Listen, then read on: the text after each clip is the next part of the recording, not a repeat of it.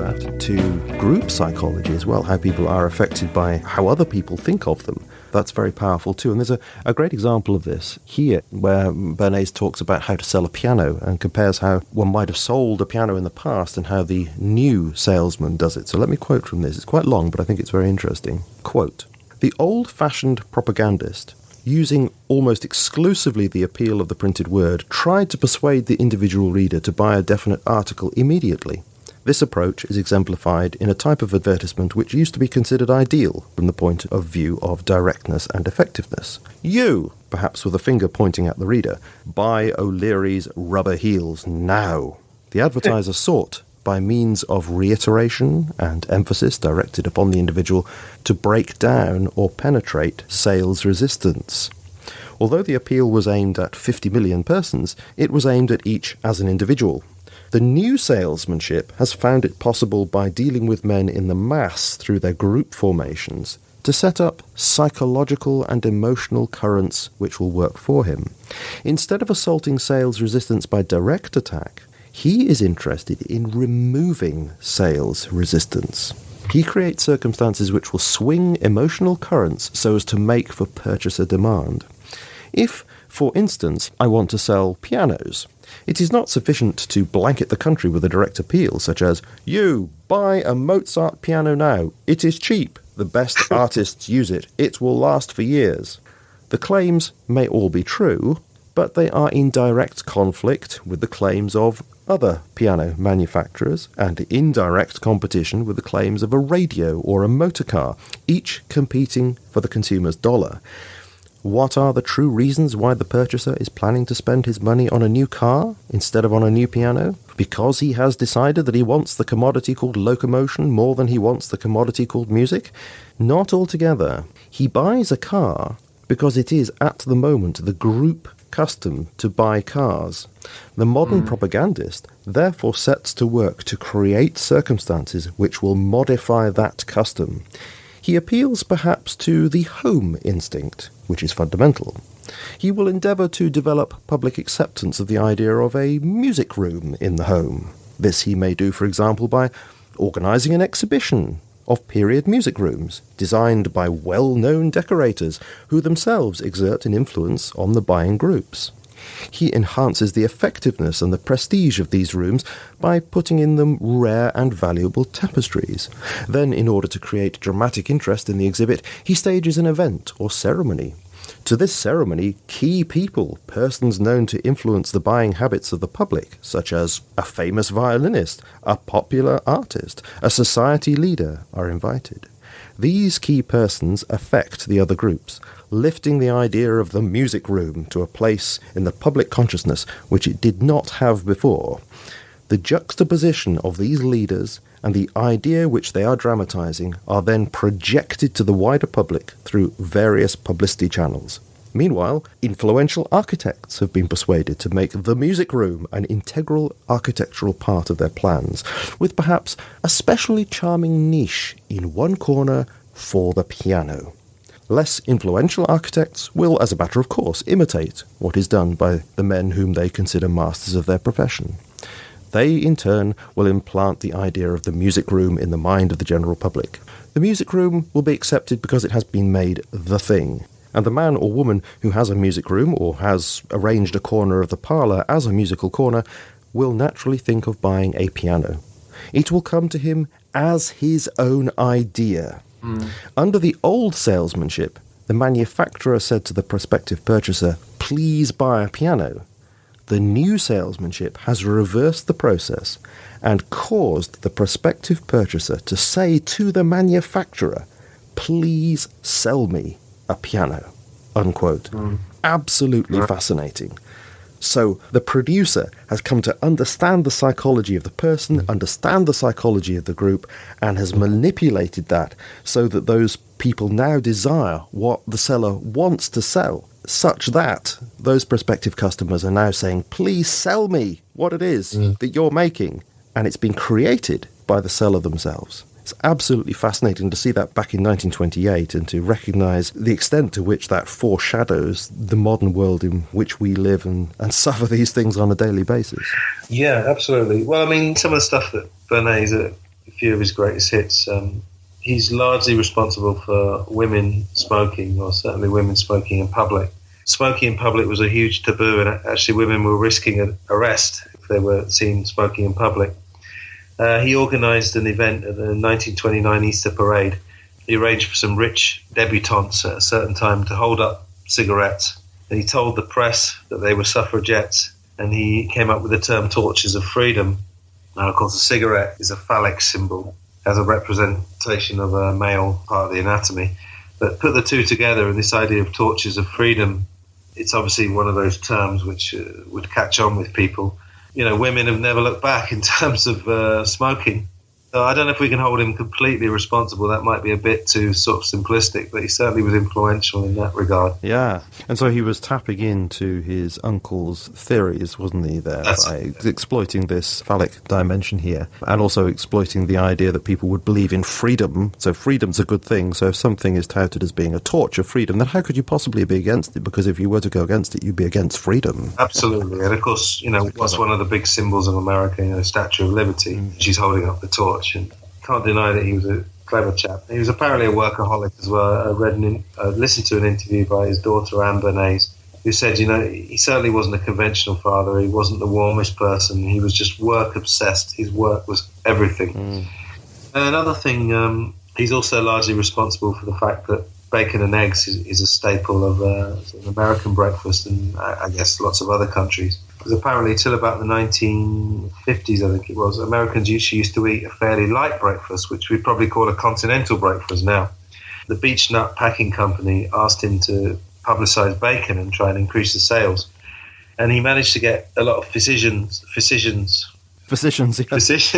to recommend a hearty breakfast. Now, of course, a hearty breakfast, a full breakfast, is a fairly vague term, but apparently the body loses energy during sleep, so you need something to bolster it when you wake up. He took this idea, and it's not clear exactly how he got it round to bacon and eggs, but I guess that's a good example of something that's quite heavy.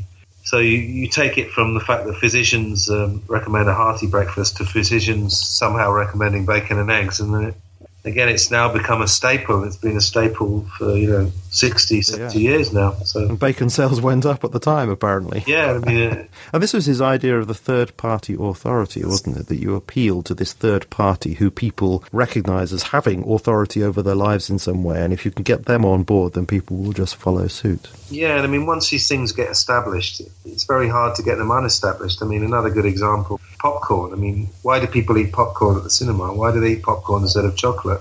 There's a good reason for that, which I'll let people research it themselves. But once that association is made, obviously people invite people around their houses to watch movies, and then they get the popcorn in. The central point, as I said, is once it's established, it's too much effort to unestablish it. But we're going to get into slightly more sinister territory now.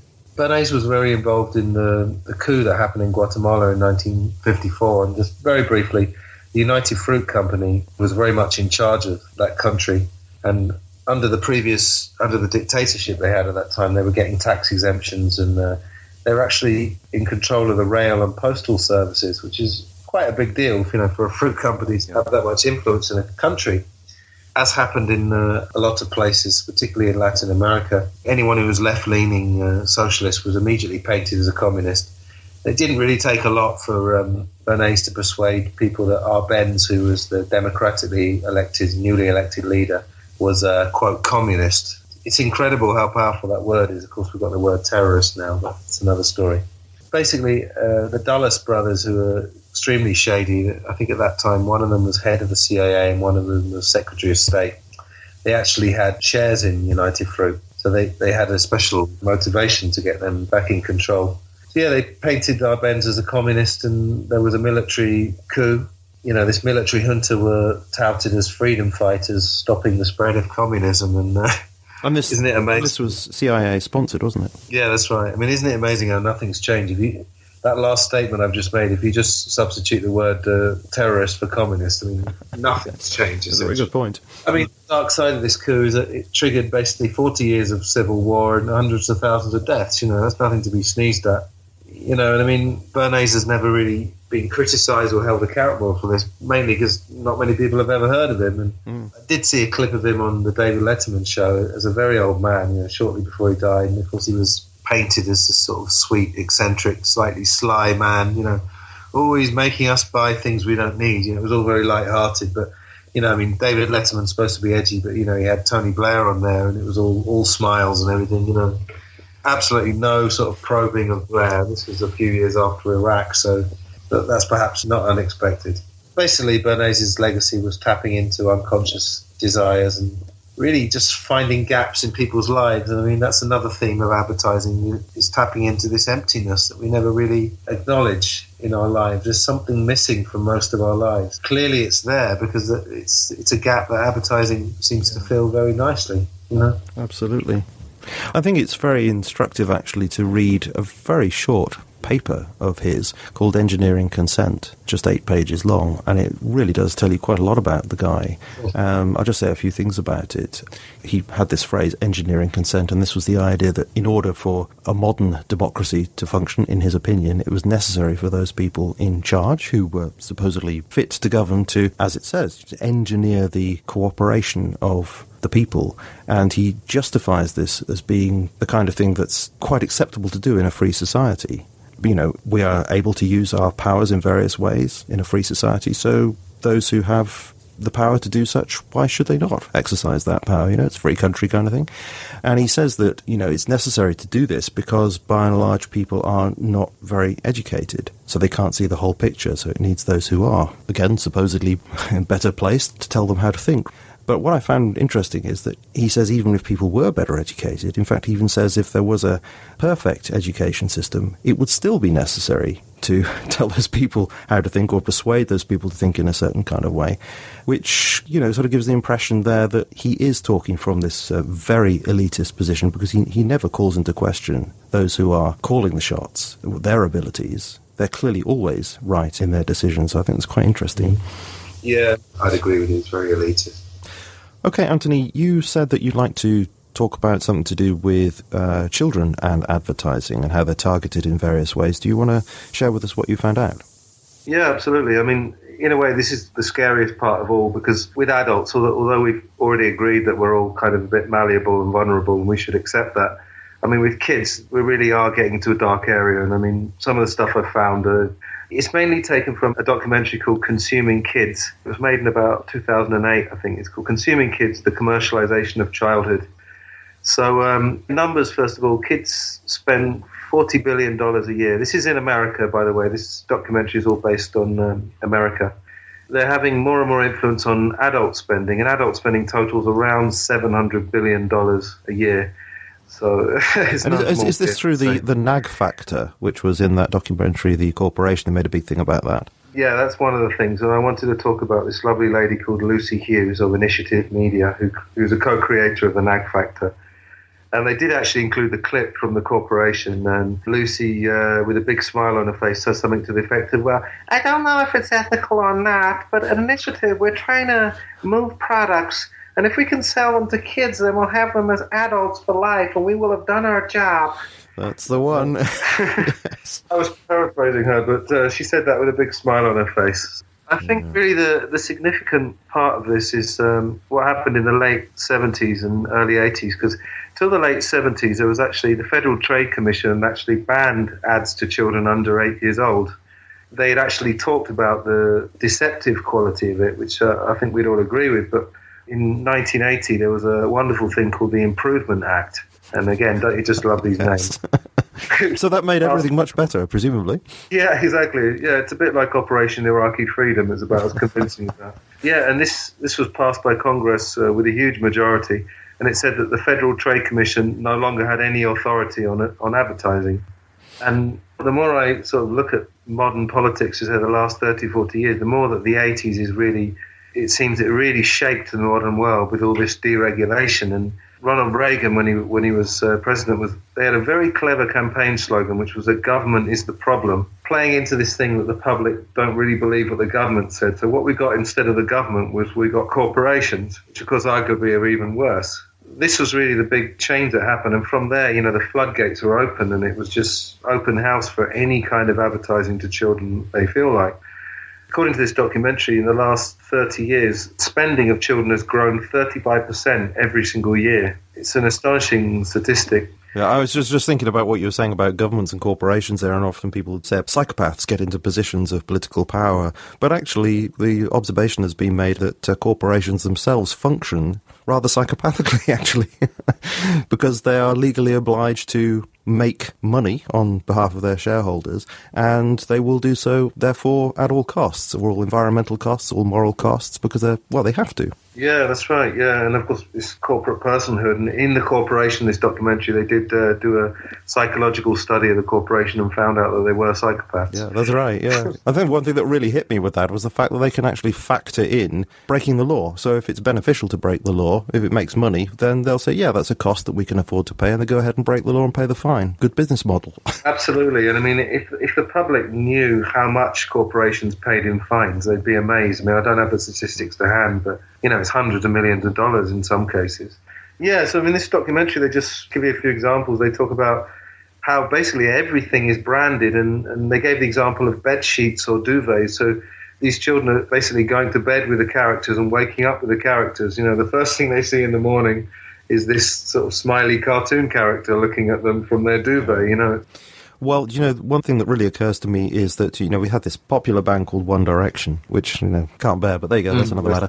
And what I've noticed is there's so much merchandise connected with that band. You almost see more merchandise than you actually hear of them. And I can't help thinking they are created, really. Their function is to create the opportunity to sell merchandise. That's what they're about. That's right. Well, they said something about that. They said that instead of inserting merchandising into TV shows, for example, or pop groups, it's going the opposite way. And there's an old cartoon, He-Man, created essentially to sell the toy. So the toy came before the TV show, or in this case, the pop group. So yeah, you're absolutely right. I mean, there's now, in America, there's school trips to shopping malls, ads on the radio on school buses. The kids take the bus to school and there's ads playing on the radio. Conferences of youth marketing. Other things, you know what focus groups are. They have focus groups with one-way mirrors, and they're actually watching kids' reactions to things. It's very scientific. They're not messing around. And there's other stuff they were talking about, watching them in the bath. How sinister is that? Seeing how they play with toys and play with shampoo. That's very Bernays-like, isn't it, that you should know your target consumers very well, know what makes them tick. Yeah, absolutely right. And then there's a thing called neuromarketing, which, as you can imagine, is to do with the brain, and they hook a child up to an MRI and see what lights up in their brain. Can you believe this? This is taking it to more extremes than, I've got a fairly open mind, but I didn't realise it got as extreme as this. And they really refer to these marketers as predators, which is really true if you think about it. They're preying on these children. When you're trying to get into a child's brain, you've gone beyond it's only business. You know what I mean? Yes, I agree with you. Yes, it's most unpleasant. Yeah, and what they're really selling to them is not only products, they're selling values. And, of course, it's this value of consumption. And there's a very good quote in it. The expression, you are what you eat, for example. Now they say you are what you buy, basically.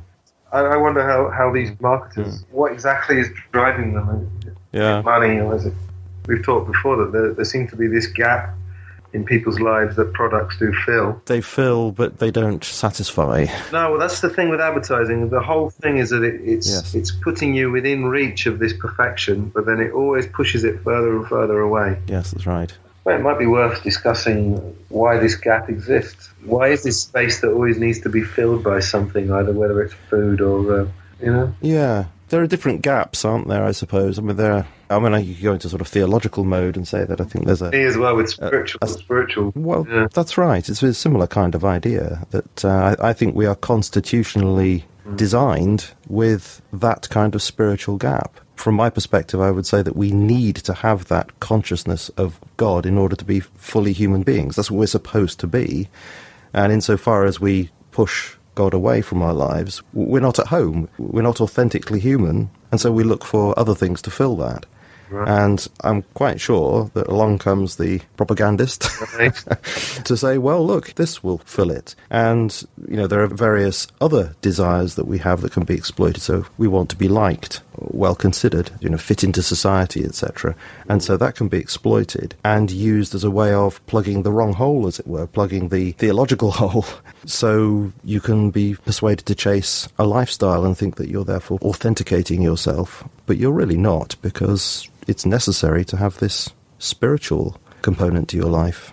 And there's no way that the advertiser is going to tell you that unless they want to sell you some sort of spiritual course. Well, yeah, they might. Well, actually, funny enough, KFC, one of their slogans was serving up soul, S-O-U-L. I don't know, what's a chicken McNugget got to do with anyone's soul? I think they're clever because, in a way, I saw an advert, we're all one. They're just putting these slogans that hit the right chords with people and then just putting them next to a product that's got absolutely nothing to do with it. Yeah, didn't Coca-Cola do something like that as well? Maybe in Coca-Cola, yeah. It's just this thing where there's no direct association between the product and the slogan anymore, really. I mean, there is with some brands, but you don't even need to do that anymore. You just put a slogan that people will like next to a product that's got nothing to do with it. Yeah, there was also this talk by Neil Sanders, which you recommended, and I don't know what conference it was at, but he was making some really, really good points in there. I know that you want to say something about it. The conference was called AV, Alternative View, and it was AV5, organised by a chap called Ian R. Crane, who's quite well known in the alternative media.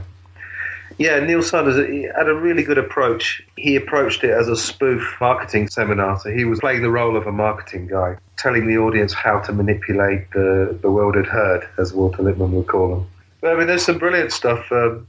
What came up on the screen at the beginning was Neil Sanders, BSc, SSC. And, of course, BSc, you immediately think is Bachelor of Science. And he said, well, actually, BSc is bronze swimming certificate and SSC is silver swimming certificate. A lot of it was politicians. If you're a politician and you want to appear human, you need to stand next to workers. And there was all these clips of, I think it was Obama and David Cameron, standing next to people wearing hard hats in factories and people wearing wellies, Wellington boots, that is. If you have a politician pictured next to someone who looks like they do a lot of work, in the public's mind, even just that, they make an association. And then he was saying another way to appeal to the proletariat is to say that you grew up on a rough estate with the sound of gunshots nearby. And then they cut to very posh, the sound of gunshots is hunting. And of course, it's someone who grew up in the upper class. His kind of thesis that he keeps coming back to during this talk is that products are sold on an emotional rather than a rational basis. I wanted to throw in another quote from Bernays. This is also from Propaganda, where he talks about babies and actually gives some advice on politicians. So he says, the candidate who takes babies on his lap and has his photograph taken is doing a wise thing emotionally. If this act epitomizes a definite plank in his platform, kissing babies, if it is worth anything, must be used as a symbol for a baby policy, and it must be synchronized with a plank in the platform. That's it. I mean, you wonder, was Bernays got some sort of instruction manual or something? Essentially, that's what Neil Sanders is doing. He's acting as if he's giving an instruction seminar to marketers. He quotes Walter Lippmann, painting pictures in people's heads. A very good quote, because that's really what it's about. It is. It's just putting pictures in your head. But it's got to be the right picture. Bernays is right. If you get it wrong, you can send the wrong message and it can backfire on you. And I was thinking of William Hague when he was leader of the Tories a few years ago. And I remember him posing with a baseball cap on backwards. Yeah. And I thought, your image is the antithesis of that. What a stupid thing to do. I don't think it worked for him at all. Yeah, well, Neil Sanders was saying other things. Don't wear a tie and also get pictured with dogs. And then he said, here's a slide. Oh, here's a picture of me with a dog. Here's a picture of me with two dogs. You could do any amount of heinous crimes, but if you're pictured with a dog, then everything's fine. If you don't have a tie, then you look really cool and relaxed. That's it, yeah. One thing he did miss is that technique, which I've heard other people talk about, is where if two leaders are meeting, one tries to give the impression that he's in control, or she is in control, by putting their arm around the other leader. Yes, or also when you handshake, if you put your other hand over the hand, that's a sign of dominance. Yes. And he talks about putting universal truths into products. And he said that Esso, the petrol manufacturer, they advertise products as working on a molecular level. And then he said, well, doesn't everything work on a molecular level? Blinding people with science. Yeah, that's a favourite one, isn't it? Yeah. And then he said, to do with this thing about natural. And I mean, I think when you buy products in the supermarket and they're organic, I think you're on slightly safer ground than when they say natural. Yes. I mean, he's talking about when you buy tomato ketchup, there's often a picture of a tomato next to it. And he said, I don't remember ever seeing ketchup growing in a field. He was saying, just because something's natural it doesn't mean it's good. And he said, scorpions, malaria, herpes and dog feces are more natural than jam, but which would you spread on your morning toast? Yes. There are loads of great things that he said in there. I absolutely agree with you. Yeah, it's called The Art of Creating Reality. And another interesting thing he did was this phrase, up to. Colgate reduces plaque by up to 98%. Then he said, I've actually planted some envelopes. They contain a prize of up to £1,000. Would everyone like to open their envelopes? And, of course, the envelopes contain zeros. It's this thing where you're not actually lying. You're just creating an impression. Unless people really think about it, which... if you're an impulse buyer, then you're not going to do that. Then yes, I think you also said some product helps to reduce the visual signs of aging. Helps reduce the visual signs of aging, yeah, exactly. Which wasn't quantified in any way whatsoever. So exactly, it helps. Pretty much anything you put on your face, I should think, would help to hide something. So it's not much of a claim, really, is it? Yeah, that's it, yeah. And the thing that really stuck out, he was saying that when people are in crowds, they very quickly assume a crowd identity. Would you not think there's... Do you think there's anything to that? Yeah, I was certainly interested by the idea of this de-individuation theory, where you cease to function in some ways in the crowd as an individual, and that partial loss of the sense of self, which changes your behaviour or can do, so that you will do things that you wouldn't normally do. And so there are some instincts within you that you don't normally express for very good reasons, but under those circumstances you might be more inclined to. And I was thinking of the riots a few years ago in London, and how people just ended up looting. People were quite shocked by that. And I'm just wondering if that is in fact the kind of thing that's going on there, that people ceased to operate as individuals and took on this kind of group way of thinking. Yeah, I mean, you could be right. I mean, if I look at my own sort of life, I really put a lot of it down to school. I mean, I'm sure it's probably even more primal than that, but at school I just remember how much of a hard time people who were out-of-the-box thinkers had, and I actually had a couple of school friends who were kind of damaged by school, really. Yeah, it's tough. It's right. Really giving the impression that if you are an out-of-the-box thinker, if you are an individual, I think your life is going to be more difficult, basically. Yes. To some extent, my daughter experiences some of that around this area because, I come from the south of England, so I speak with a kind of BBC accent, and so does she. And yet in this area, because we're in the sort of Liverpudlian Lancashire area, that seems quite unusual to a lot of the kids. And of course they call her posh. But actually, in comparison with many of the accents that are around, you go down south, my accent is not that posh, really. But she feels got at by that, that she's not part of the group. And of course, kids are like, they will pick on anything that's different, which I think continues in adulthood to some extent and is exploited. Oh, I think so, yeah, there's no doubt. I mean, I've said many times, adults are not that different than children, other than this thing we have to do, which is to basically to appear to act in an adult way. I think, I'm not sure if fundamentally, given the right conditions, we can easily behave like children, can't we? I think so, exactly, given the right conditions. And a number of times on this podcast with guests who've talked about adult education techniques being influenced by Marxist ideas and, the use of the facilitator, creating a kind of group think within the group. And so anybody who thinks outside of the group think is ostracized. Well, that's a deliberate exploitation, isn't it, of that sort of human condition that even adults are susceptible to. Yeah, oh, definitely, yeah. Yeah, just a couple of other things with Neil Sanders. I mean, he was making a comparison between people joining cults and people joining brands. And he basically said they do it for the same reason, which was to belong, which is obviously what we're talking about. And then, he went on to brand Obama, which you and I have talked about both on and off mic, haven't we? Of course, people may know that Obama's presidential campaign actually won some awards. Well, there's a brilliant quote from Chris Hedges on this one I've got to share with everybody. This is an interview on RT. Quote, Obama is a brand. He functions as a brand. In the same way that advertisers like Calvin Klein and Benetton a few years ago brought in people of colour, HIV-positive models, to give their products a kind of risque style and even progressive politics. That's in essence what Obama has been for the corporate state. And it worked quite effectively until a year later people realised that the old engines of corporate power remained virtually untouched, and the suffering that was being visited upon citizens was continuing to accelerate. That's what a brand does. You confuse a brand with an experience. You confuse how you are made to feel with knowledge. You confuse propaganda with ideology. And it's not accidental that the advertising age gave the Obama campaign the Marketing Award of the Year, beating out Nike and Zappos and Apple. Take it from the professionals, end quote. Wow, fantastic.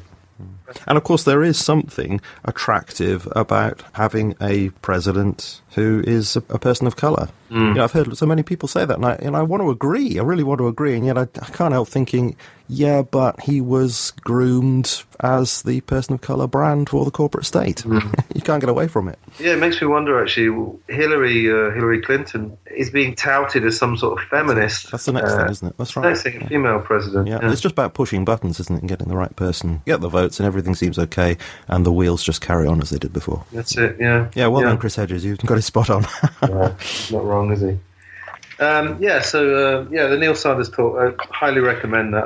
I won't spoil it for everyone by going through all of it, so otherwise there wouldn't be any point watching it. So I think I've made the main points. So it's we divided up this task, didn't we? So you've done that one, and I decided to have a look at this video and indeed article by David Kane from raptitude.com called Your Lifestyle Has Already Been Designed. Actually, a great video. I will certainly link to that as well, because it really is very good. And what I like about this is it takes so many of the ideas that we've been looking at, and but it sort of extrapolates it to an even wider aspect, because he even talks about the very structure of work, of the 40-hour week. I'll explain that in a second, but he begins by explaining that he'd been away from the rat race for quite some time, and he noted how careful he was with spending money while he was away, and he enjoyed things more. And then he came back into the world of normal work, and he found that he was spending money more carelessly, and so he takes the example of a cup of coffee, and he realised he'd been spending a lot of money on these coffees and actually not enjoying it as much as he did when he wasn't in the in the rat race. That led him to the thought that, corporations need us to buy stuff that we don't actually need. And like we were saying before, they encourage a culture of dissatisfaction that gets satisfied temporarily by this business of spending, but it never actually really deals with it. You're still dissatisfied, so you've got to spend some more. And he very cleverly, I think, saw how the 40-hour week fitted into that pattern, and that actually it's in the interests of the corporate world to keep that 40-hour week in place. So he's saying that you'd expect with technology and the like, and I remember years ago people saying things like this, as technology advances we'll have more free time. Well, that's not the way it works, because if you're working those 40 hours, at least, then you have to make the very most of the little spare time that you've got.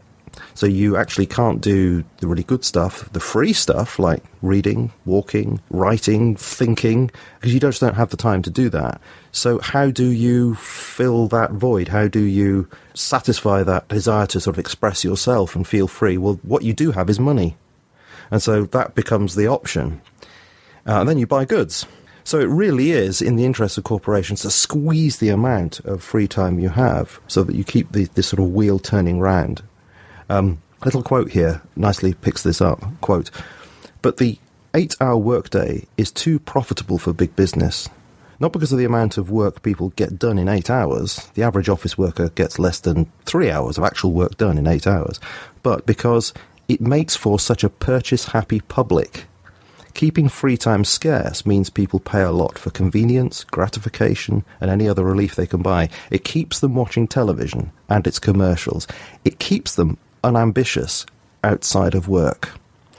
I mean, he doesn't play on that one too much there, but that's something I've often felt, that the very structure that we've just been talking about is also a way of controlling people so that you don't end up having any kind of revolution to actually change it. If people don't have time to think about their situation, and especially if they feel relatively happy in their situation, there won't be any kind of change coming along. So again, it's in the interests of the structures that exist to keep this in place at all costs.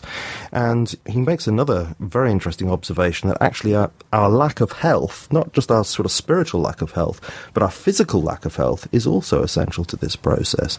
So he points to obesity and depression, pollution. That is necessary. Those problems were necessary to sustain this, he says, $1 trillion economy in the case of the US. He says, quote, "For the economy to be healthy, America has to remain unhealthy.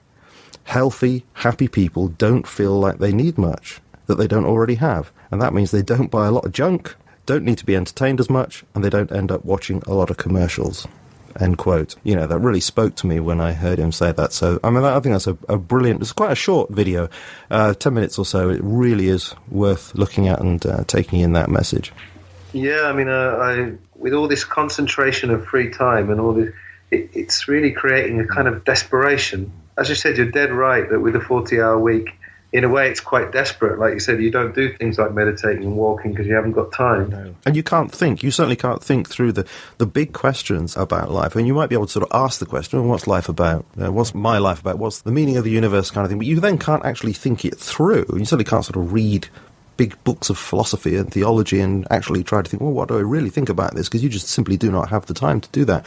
And so you're more likely to perhaps just turn on a TV program that gives you a very sort of quick, potted version of some answer. Oh yeah, I like that for whatever reason, but it doesn't mean it really you thought it through logically or it's actually satisfying at all. Yeah, absolutely right. Yeah. I mean, I don't know if you know, but in Spain, where I live now, and in Italy, where I used to live, basically everything shuts down in August and everyone goes on holiday. Mm-hmm. I tend not to stay here during the summer. I go to England, or this year I'm going to South America. I was just thinking, that is it really relaxing when the whole country is going to be going to basically the same places? What's relaxing about that? I mean, beaches just crammed with people, you know. That's right. So when you get a bank holiday here, for example, there'll be some tremendous display over in Liverpool, and you're told that 500,000 people are going to make their way to Liverpool. You know, the news says, that's the place to be. No, it's not. I don't want to be there. Yeah, exactly, yeah. I did this thing in my lessons about signs. You know, there's a lot of stuff with comedy signs from around the world where non-native speakers. And one of them said, this place is renowned for its solitude. Thousands flock every year to enjoy its solitude. And I mean, you know what I mean? It's like, we don't have any space, as the guy on the video was saying. We don't have space and time. We don't have room to breathe, you know? Yeah, and that really brings us on to the last thing, which was to look at what can our response to this be. And I actually want to quote him again, actually, at the end of that video or article, because he does say that, well, I'll just quote it, I don't think it's necessary to shun the whole ugly system and go live in the woods, pretending to be a deaf mute, as Holden Caulfield often fantasized. But we could certainly do well to understand what big commerce really wants us to be. They've been working for decades to create millions of ideal consumers, and they have succeeded. Unless you're a real anomaly, your lifestyle has already been designed. End quote, chill factor. You know, the hairs on the back of my neck did stand on end when I heard that. But I thought it was really interesting what he said, but we could really do well to understand what big commerce really wants us to be. So even if we can say there's a lot of this that's immoral, but if we put that aside and we say, well, this is just the reality that we live in, is there anything we can do? Well, one thing we certainly can do is to understand the system. And maybe not all of it is absolutely bad, but just by becoming aware of it means that you can kind of fight back just with that awareness and not be subject to control so much. Absolutely. I mean, and I was saying to you before, when alcoholics go to Alcoholics Anonymous, what's the first thing they tell them? What's 50% of the battle is admitting you're an alcoholic. So what I think we need to do is admit that we've been duped and we are being duped. You know, and one of my conclusions, again, to kind of go full circle to my audio essay that you featured last year, this is a conspiracy. No? I mean, you know, we've talked endlessly about the phrase conspiracy theory, and I think most people would equate it more to governments and politics. But, I mean, this is pure conspiracy in terms of advertisers and marketers spend all day trying to find ways to manipulate people into buying things they don't need. Yes. That's the truth. And so we need to just be big. You know, we need to be adults and say, we're malleable, we've been duped. 50% of the battle is awareness. And then there are practical solutions as well, you know. Can I just chip in there? I think we also need to be aware that we have to go on learning about this and continue to expand our awareness.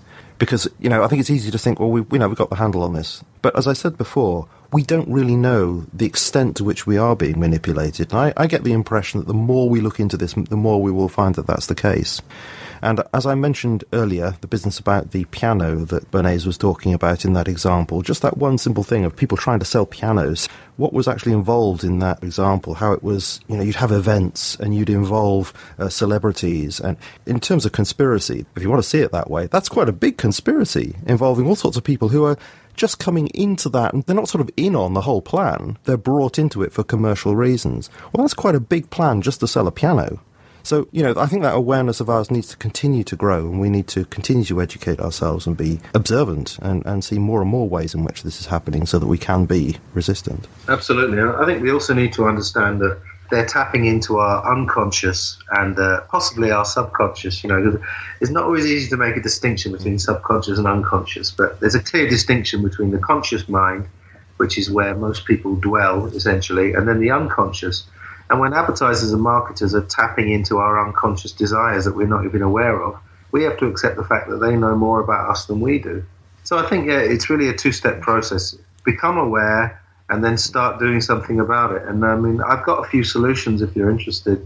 Go for it. Okay, excellent. Most of these come from a video I found, which was called A Parent's Guide to Resisting Television Advertising. It was by a gentleman called Edward J. Harshman. He said, for example, put a £20 or €20 or $20 note in your hand and then create a visualization where you buy something and then you have a problem with the product and you have to keep ringing people up and you keep being sent from one department to another, and think about all the stress that happens, and then open your hand again and look at your €20 note and think, why don't I just not spend that? Yes. That's one. Another one which I really like is make a list of all the things you need and want, and anything that's not on that list, you don't need it. Rather than being suggested things that you might buy, think to yourself, what do I actually need? And then anything that I don't need, is superfluous. We have to produce a list of things we need rather than responding to someone else's list of what we need. I think that's great advice, that one. It's great, isn't it? Yeah. Can I just throw one in? It's just very, very simple advice and something that we do in our family, and that is when we don't actually watch that much television, but when we do, for example, a film that we particularly want to watch and it's got adverts in the middle, what we tend to do is to just turn the sound off. And it's amazing how effective that is, helping you to analyse what that advert is doing. Because, of course, the advert is presented as a whole, it's conceived of as a whole, and once you cut it in half by taking the sound away, you can see the visual manipulation that's going on. And that's been really good doing that, with my daughter as well, and helping her to see how these things are working. So I do recommend that one. It's quite funny, actually, as well. I think it's good that you're talking about doing that with children as well, because as we said earlier when I talked about the child marketing, if you can get them doing that at a young age, then that's going to stand them in good stead when they're adults. It's amazing how it turns things on its head. So you've got some, really cool person, absolutely perfect, everything about them, and then you turn the sound off and they just look like a complete bozo. It just doesn't work at all, Yeah. Without the music and without the right words, they just look stupid. Why are you behaving like that? That's it, yeah, without the window dressing, so to speak, Mm-hmm. Another one he said was beware of disclaimers. Now, of course, on lots of products, you'll see a disclaimer in very tiny writing, or on adverts, they'll say something very, very quickly at the end. That's right, yeah, so you can really not hear it at all. Yeah, if you've got a video, you could perhaps pause that and read it, or, they're always obviously made incredibly boring, just like political documents. And then a very obvious one, which I advocate to anyone, is either limit or eliminate TV use. And when I say that, I've seen lots of these groups of people actually destroying televisions. I see that more metaphorically. I don't think you have to not have a television set, but the whole thing is to be discerning, and I think we were saying earlier about not using the TV as a friend. And he gave a brilliant analogy. It's just like when someone gives up smoking and they get their sense of smell back. He said, if you stop using the TV, and I can attest to this absolutely in my own life, you suddenly find you're forming your own opinions rather than responding to someone else's suggestions. And I love the analogy with smoking, because I'm also an ex-smoker, and I remember, after a couple of months suddenly thinking, well, I can smell things and I can also smell smoke as well. So, like you said, when you're aware of it, you can go back to an advert and you can dissect it, and you can see exactly what they're doing. So you're almost like an ex-smoker pitying smokers, you know what I mean? So, yes, I do. And in fact, I've noticed a similar kind of thing with having become interested in truth movement kind of issues over the last, actually quite a long time, really, but more actively in the last few years, and sort of for some time not really bothering to look very much at mainstream, and then going back to it in order to find out, just what is being put on the mainstream here, and seeing just how much propaganda there is, thinking I didn't really notice that so much before. Yeah, well, I mean, I'm sure you're very aware of the boiling frog analogy. Oh, yes. It's perfect, isn't it? Can I just tell your listeners, in case they don't know? Yeah, do. If you were trying to boil a frog, if you put it in boiling water, it'll immediately jump out. You put it in cold water and very, very, very, very, very gradually turn it up. The frog won't realise and it will boil. And what we need to do is, like you said, if you stop watching TV, or for me, if I go back to England on holiday and I've been away for 6 months, you really see the difference. But while you're immersed in it, you don't see the difference because it's all very subtle. You need to get away from it for a while rather than just being immersed in it all the time. If you spend time away from it, then you really see the reality when you come back, just as you said. So totally with you on that one. So you need to spend a sustained amount of time away from advertising as much as you can, you know. And I understand it's difficult for people and everything. Absolutely. It is difficult, sure. And also, as that guy said, we can't shun the whole ugly system. It's just not possible to be completely disconnected unless you live in the woods. Yeah. But most of us are not going to do that, and I don't recommend living in the woods necessarily. But there are things that we can do to disengage, aren't there? And the first step in that is awareness, and this growing awareness. And as you say, trying to create space and to create time and to realise that the system doesn't want you to have that space and doesn't want you to have that time because it does not want you to reflect on your own life or wider issues. So if we can be aware of that and then create that space, I think there's greater hope for all of us. So, thanks ever so much, Antony, for coming back on to chat about these things. We could pretty much go on forever with this, but I think we're going to have to draw a close now. So it's been brilliant speaking to you, and very much hope to speak to you again. Yeah, thanks very much, Drew. I mean, I really do enjoy these chats, and I think you're doing a great job with your podcast and your website. And I always find whenever I talk to someone who does seem to be aware of what's going on, it's kind of heartwarming in a way, because we are still the minority, and I don't mean to appear smug at all. There's nothing special about me. All that's happened is in the last 5 or 6 years, I've made a concerted effort to make daily improvements in my life and daily observations and try and spread as much of my knowledge as I can without being too preachy. Actually, another thing for people who are maybe aware of what seems to be happening in society, I would just say to them, try every day, just try and engage someone. Don't preach to them, but try and bring up something. Try and change the discourse. There you go. I'm quoting myself now. I've been reduced to quoting my own quotes. Yeah, well, for anybody who's new to TMR, that's actually a discussion that Antony and I had some while ago. So I will direct people back to that one. Go listen to that, Changing the Discourse, where we covered quite a few of those issues back then. So, yeah, great speaking to you. In fact, I very much enjoy speaking to you. And indeed, as I've said many times on this show, such conversations are cathartic indeed, because you realise you're not the only person thinking this way. There are other people who share these thoughts as well, and thankfully, although yes, I suppose we're still in a minority, it is a growing minority, and in that there is hope. Great to speak to you, Antony. Thanks again. Okay, talk to you again soon. I spend money I don't have to buy things that I don't need, to show my friends, impress my neighbors. They ain't watching cause they're watching TV. I owe my soul to the company store. I owe my soul to the company store. Left, right, 2, 3, 4.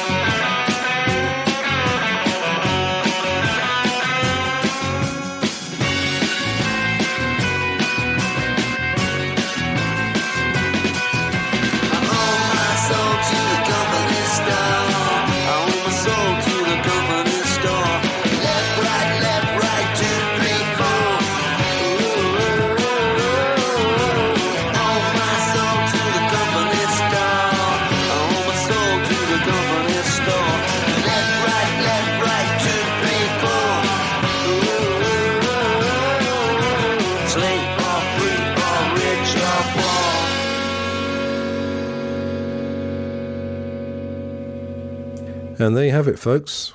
I hope you enjoyed our little trawl through advertising, and hopefully you listened to both parts and not just this one. Now, regarding lifestyle design that we were talking about there at the end, working from home has definitely changed things. I think one of the reasons that I didn't get an office job was that I didn't like the idea of being trapped. I said in my intro to part one, it used to be 9 to 5, it used to be, 37 and a half or 40 hours a week, but now people seem to be working more like 45, 50 or more. I have a student in Spain who works absolutely crazy hours, and he feels totally trapped sometimes. But now you can work from home.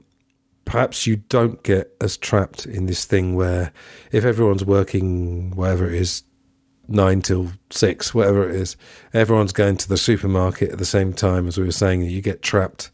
If you can work from home, maybe you can, maybe that has changed a little bit, which is a good thing. Now, I just want to share one thing. This is nothing to do with advertising, but it is to do with office work. I used to do a lot of temporary work in accounts. So I was a part qualified accountant many moons ago. And because it wasn't really what I wanted to do, I would tend to sign up for temping agencies and do, a bit of troubleshooting work. I'd get a month here, a month there, a couple of months at companies, usually working on ledgers and sorting out any problems they had. And it's in the last year or two, I've been having a lot of recurring dreams, and I started writing up my dreams about 10 years ago, maybe longer, 15 years ago, and I have about 22 pages. It's absolutely insane. And I have 7 or 8 recurring dreams, and they're not always exactly the same, but they definitely recur. But I've had this one in the last couple of years where I get sent to an office to do accounts temp work. But in the dream spans a whole day, it seems. And nobody has told me what I'm supposed to be doing. So I'm just sitting there and I keep asking people, do you know what tasks I'm supposed to be doing? And so they're all very friendly in the dream, and they say, I don't know, you could maybe do this if you want. So I start doing something and then realise I don't know how to do it. And then I just sort of sit there, it seems, the whole day. If anyone knows about dream interpretation, please let me know what you think about that one. I feel like it's to do with, I think it represents not knowing what I'm supposed to be doing in the world. I do a few things, as I said, writing, podcasting, used to do music. I do English teaching, life coaching, but perhaps there's something else that I should be doing that I haven't found yet. I've just about got time. But yeah, those are interesting dreams. And referring to what I was saying a minute ago about not wanting to get an office job, I also have lots of dreams of confinement, which are quite horrible. I'm in this tiny room, or, it makes me think of where they used to keep prisoners in the Tower of London. You could barely stand up, and I wake up in a cold sweat, having been confined. So they're not nice. But I think with these recurring dreams, there must be some message, or there must be some meaning if I'm having the same dream so many times. Anyway, just to leave you with a couple of bits from what you've just listened to there, maybe to consider a minimalistic, decluttered lifestyle as much as you can, and perhaps a CBT style, that's cognitive behavioural therapy, considering of your choices. So if you're in a shop with CBT, basically you try and identify what's happening, what thoughts you're having and emotions you're experiencing, and how they are affecting your behaviour. And typically you're trying to undo negative behaviours. So if you're in a shopping centre, for example, ask yourself, are you thinking rationally, or have you been taken over by some sort of uncontrollable impulse? I'll put in the show notes a brilliant clip. Stephen Fry did a 2-parter about bipolarity, which used to be called manic depression, and which he's been diagnosed with a quite mild form of it. And there's a clip where he goes shopping with a CBT expert, and he actually knows what's happening to him, but he just cannot stop himself. He reveals he's got 14 iPods that he never uses, and he's completely, part of his madness, if you like, is shopping for things that he's never going to use. As Julian said in the talk, watching TV adverts without the sound is quite an interesting experience, and see if you can figure out what techniques they're using, what subtle stuff is going on that you might not have noticed because you were focused on the sound and the things that were being said. It's interesting, and you might be surprised how much you can pick up. Now, of course, we've been really talking about the negative side of advertising here, particularly when we were talking about advertising to children and how absolutely ruthless it is. But of course, advertising has an innocuous side. if you remember at the beginning of part 1, I read a couple of paragraphs on Wikipedia. That was really an innocuous definition of advertising. And you get things like kids' parties. I mean, when I was a child, if I was having a birthday party or I was going to somebody else's, I don't know if people still do this, do they? You would have balloons and a sign. Obviously, give them the address, but when they were getting near, there'd be balloons and an arrow pointing towards the road. And in fact, I remember this vague memory of going to a kid's party, and the kid whose party it was, their parents, I think it was his mother, also put a picture of a hot bath, and I thought, what's that all about? And they explained that it was supposed to be a warm bath, saying that you were getting warm, meaning you were getting closer. I'm not sure that one landed, but it was a good attempt at creativity within advertising. And as we've seen, there certainly is creativity, even if it's not always for the greatest ends. Another thing I wanted to mention was the great Rory Sutherland. I'm sure I've mentioned him before. He's got 3 TED Talks. The 2 that I would probably recommend the most are called Perspective is Everything and Life Lessons of an Ad Man. And Rory's angle is really behavioural economics, which is much more about psychology than traditional economics. And what he says is that the limitation of traditional economics is that it assumes that people behave rationally and everyone more or less behaves the same. But behavioural economics realises that people don't. And his TED Talks are absolutely fantastic. And he makes a good argument for the importance of advertising and the more positive sides of it. And with all that said, if you'd like to help out the show, there are links for PayPal and Buy Me a Coffee, one-off donations, helping me out across my 3 podcasts, the others being Glass Onion on John Lennon and Film Gold. The next show, I was actually hoping to do this at the end of the summer, quite a few months ago now, to ask people in my town their opinions on certain things and just try and get a gamut of opinion about certain questions. But the problem now is that, of course, it's not very good weather, and I was thinking more to do that in the streets and in the local park. So if I could find a day where it's a little bit sunny and there's a few people around, I might try that. But I don't really want to go around pubs and cafes just trying to pressure people into asking questions. Talking about being trapped, I feel like I'd be trapping them a bit more if I cornered them in the corner of a cafe. In a park, they can escape if they don't want to talk to me. And that's absolutely fine if they don't. But we'll see if that happens. And there's also a gentleman I know locally, I'd like to do something local really, who's written a book which is in the self-development, self-help genre. So I'll see if he would like to have a chat for the podcast. Anyway, we'll see about that. And whatever happens, I'll be back fairly soon for episode 57. So until then, thanks for listening. All the best and see you soon. Goodbye.